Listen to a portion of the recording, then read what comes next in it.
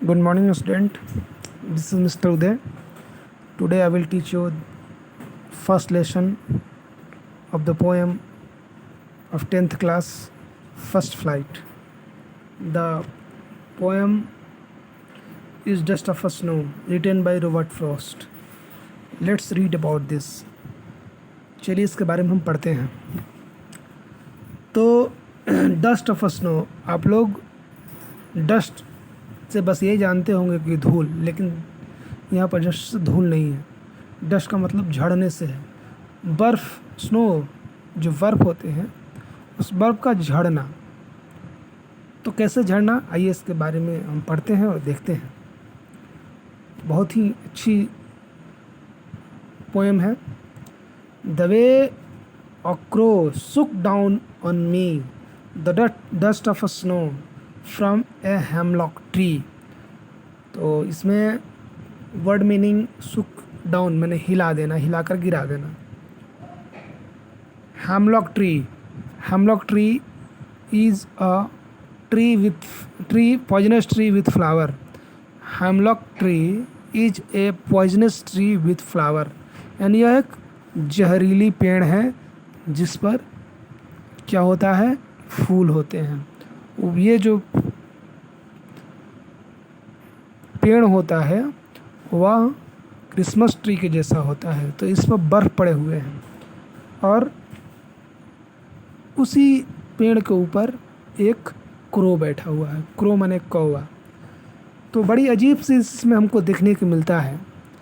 ऐसा हमारे यहाँ कहा जाता है, ऐसा इस दुनिया में कहा जाता है कि क्रो यानी कौवा अशुभ चीज़ों का प्रतीक है. उसी तरह हेमलॉक ट्री जो कि पॉइजनस है, ये भी अशुभ. लेकिन कभी इसके कंट्राडिक्शन में, इसके विरोध में चीज़ों को दिखाना चाहा है. तो आइए फिर से एक बार इसको हम पढ़ करके शुरू करते हैं. द वे अ क्रो सुक down on me the dust of a snow from a hemlock tree. ये जो क्रो है, जो कौवा है, हेमलॉक ट्री पर बैठा हुआ है और उसमें कोई मूवमेंट होता है. मूवमेंट होने की वजह से जो पेड़ पर बर्फ़ है, बर्फ़ गिरा हुआ जो बर्फ़ उस पर से कवर्ड हुआ है जो, तो उसको कोई मूवमेंट होने से वो जो बर्फ़ है वो नीचे राइटर के ऊपर गिर रहा है. गिरने के बाद क्या होता है, आइए देखते हैं अगला पैराग्राफ में. Has given my heart a change of mood and saved some part of day I had read. अब यहाँ पर देखिए, रीड का मतलब होता है हेल्ड इन रिग्रेट. ठीक ना, पछताप में होना, दुख में होना. तो अब जो है, कभी के ऊपर जब ये बर्फ़ गिर रहा है तो कभी का मन जो है, दिल जो है, बिल्कुल खुश हो जाता है और उसका मूड जो है बदल जाता है. मूड बदलने का मतलब वो जब वहाँ पर आता है उससे, तो उस समय उसका मूड बिल्कुल दुखित है. उसका मूड जो है बिल्कुल उदास है वो. और जैसे ही उसको ऊपर बर्फ़ गिरता है तो वह दुख का समय, वो निराशाजनक समय, वो उस समय के लिए ख़त्म हो जाता है और गिरने के बाद उसका मूड चेंज होता है. जैसे बर्फ़ उसके ऊपर गिरता है तो रिलैक्स महसूस करता है और उस समय उसका दुख का पल, जो रिग्रेट, पछताप जो कर रहा था, उस दिन में उसका साथ कुछ हुआ था घटना जिसके लिए वो पछताप कर रहा था, वो बिल्कुल उस समय के लिए वो ख़त्म हो गया है. तो यही इसमें पढ़ना था हम लोगों को. अब थोड़ा कुछ और भी चीज़ें बता दें. इसमें राइमिंग्स दिया हुआ है. वो राइमिंग क्या है, ए बी ए डी. क्योंकि देखिए CROW क्रो और स्नो दोनों मिलता है तो क्रो को ए मानेंगे. मी ट्री, तो मी को बी मानेंगे. तो ए जो है क्रो है तो उससे मिलता स्नो है, तो ए बी. ए क्रो से स्नो मिलता है तो क्रो और स्नो दोनों ए हो जाएंगे. मी से ट्री मिलता है तो बी हो जाएंगे. तो क्या हो जाएगा, ए बी. अच्छा, अगला में क्या है rhymings, heart mood part read. अगर हार्ट पार्ट मूड रीड तो इसमें भी आप इसको ए बी मान लेंगे, कोई दिक्कत नहीं है. और इस तरह से पोइट्री ख़त्म हो गई।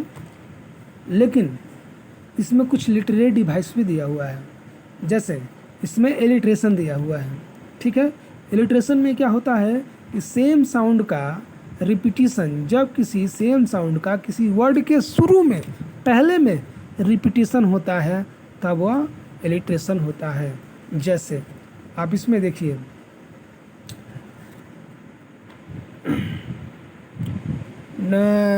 From the hemlock tree the way across shook down on me the dust of snow from hemlock tree has given my heart change of mood save some part day.